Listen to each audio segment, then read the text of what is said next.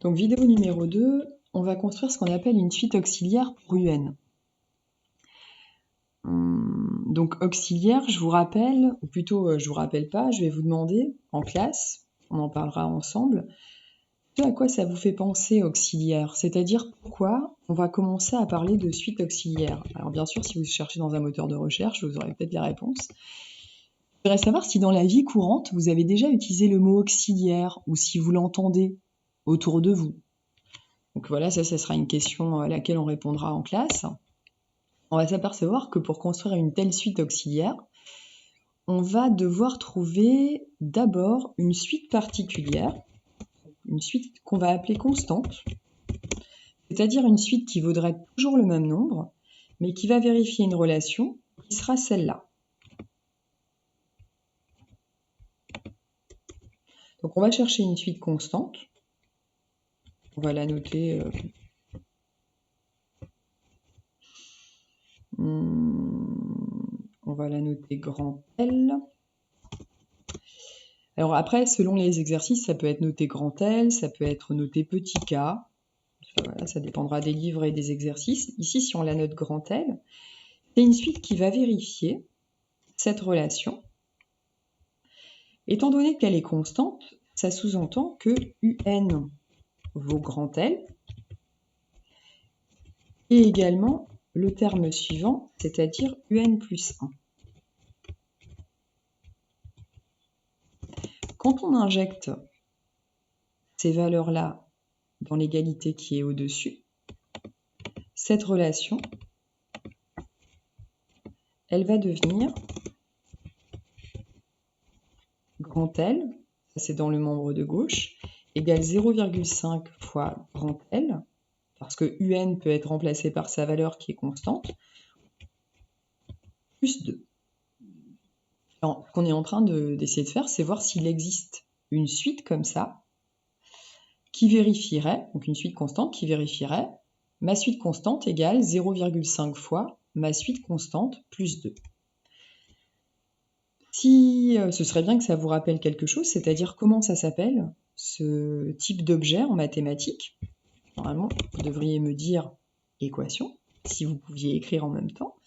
Et si on a une équation, alors on va essayer de la résoudre, c'est-à-dire on va essayer de trouver grand L.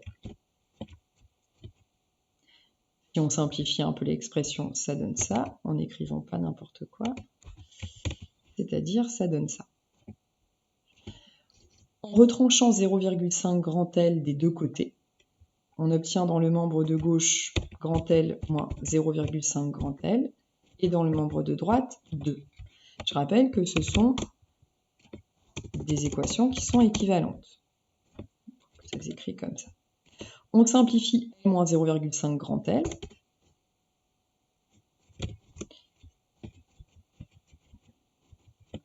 Et on résout. C'est-à-dire on trouve la valeur de L en divisant par 0,5 des deux côtés. Et si vous vous souvenez bien, ce 4 que l'on trouve, c'est normalement la limite que vous avez intuitée quand vous étiez en train de faire la représentation graphique et l'obtention du tableau de valeur sur la calculatrice.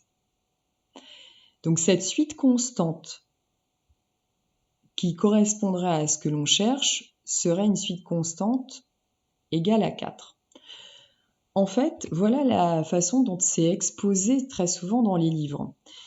Je rappelle quand même qu'elle n'est pas tout à fait bien celle-là, parce que si on prend une suite constante égale à 4, en tout cas ça ne vérifie pas notre premier terme qui lui vaut 2. Donc de toute façon il y a un problème. En fait, ce que vous êtes en train de faire, c'est plutôt de trouver ce qu'on appelle un point fixe, c'est-à-dire une valeur qui pourrait être la limite de la suite. Et la seule valeur qui pourrait être la limite de la suite, c'est une valeur que l'on pose, qui finalement sera fixe, puisque si la suite a une limite, ça veut dire que la limite de UN sera la même que la limite de UN plus 1. Et on essaye de voir si cette limite-là, elle existe, c'est-à-dire si c'est un nombre réel. Donc on remplace à gauche et à droite UN et UN plus 1 par cette soi-disant limite, et on regarde si ça nous donne une valeur, c'est-à-dire si notre équation elle a une solution réelle. Et ici, c'est le cas. Cette valeur-là va nous être utile. Grâce à cette valeur, on va définir une nouvelle suite. Alors après, on l'appelle comme on veut, il ne faut pas l'appeler UN parce que ça, c'est déjà utilisé dans l'exercice. On peut l'appeler VN. Donc on va définir une nouvelle suite qui va être VN, appelée suite auxiliaire, parce que vous allez voir qu'elle se construit grâce à UN. Elle est définie sur N, donc c'est-à-dire sur l'ensemble des entiers, par la relation suivante. Vn va être construite grâce à Un en retranchant grand L, c'est-à-dire ici Un moins 4, la valeur que l'on a trouvée précédemment. Donc cette suite Vn, ça va être Un moins 4. Alors, pourquoi construire une suite auxiliaire? Eh bien, une suite auxiliaire, elle va peut-être avoir des propriétés que n'avait pas UN. Donc on va regarder ce que ça donne sur un tableur, cette suite auxiliaire. Donc je vais vous montrer la feuille d'un tableur sur laquelle je vais remplir une colonne pour les termes de la suite UN et une colonne pour les termes de la suite VN. Je l'ai normalement ici. Donc VN ici, et on va prendre N.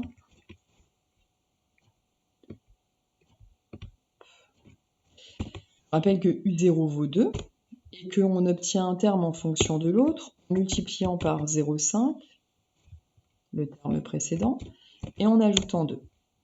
Là, j'étire et on va retrouver normalement les valeurs que vous aviez calculées pour ensuite représenter les termes de la suite UN.